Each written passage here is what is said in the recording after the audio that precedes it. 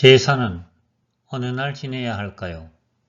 첫 번째, 돌아가신 날 새벽. 두 번째, 돌아가신 날 저녁. 세 번째, 돌아가시기 전날 저녁. 제사는 돌아가신 날 새벽 또는 저녁에 지내는 것입니다. 제사는 돌아가신 날의 전날 자시 오후 11시부터 제사상을 준비합니다. 돌아가신 날의 오전 0시부터 첫 닭이 우는 시간 오전 3시 전까지 지내왔습니다. 이는 돌아오신 날이 돌아오면 제일 먼저 제사부터 올리는 정성을 강조하였기 때문이지요. 그러나 오늘날의 생활 여건에서는 한밤중에 제사 지내기가 어렵습니다. 멀리 떨어져 사는 가족의 참석이 어려울 뿐만 아니라 다음날 활동에 지장을 주기 때문입니다. 그래서 돌아가신 날 저녁 7시에서 9시 사이에 지내는 가정이 많습니다. 간혹 제사를 돌아가신 날의 전날 저녁 7시에서 9시경에 지내는 가정이 있어요. 제사는 돌아가신 날에 지내는 것이므로 돌아가시기 전날에 지내는 것은 잘못입니다.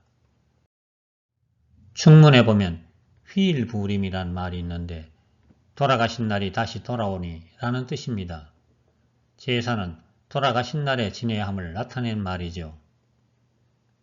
그와 같은 착오가 발생한 것은 예전에는 돌아가시기 전날 밤에 제사를 준비했어요.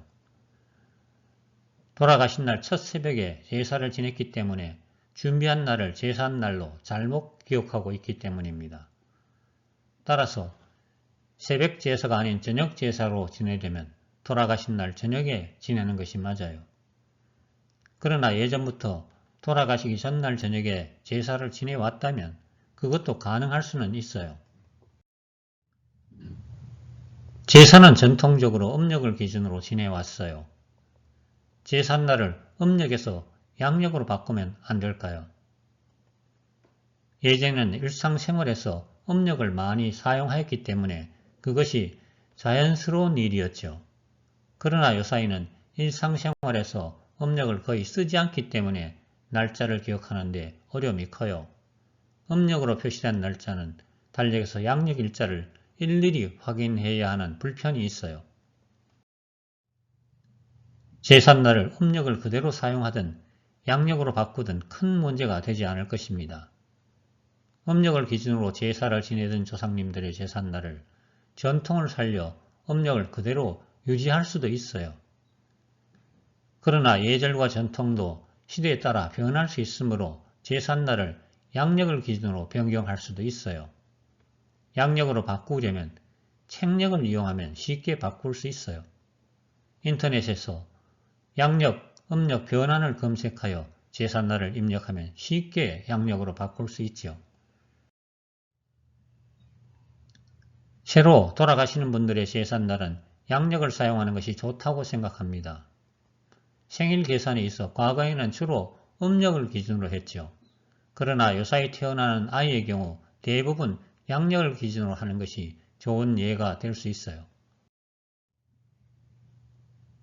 제사는 돌아가신 날 새벽에 지내왔어요.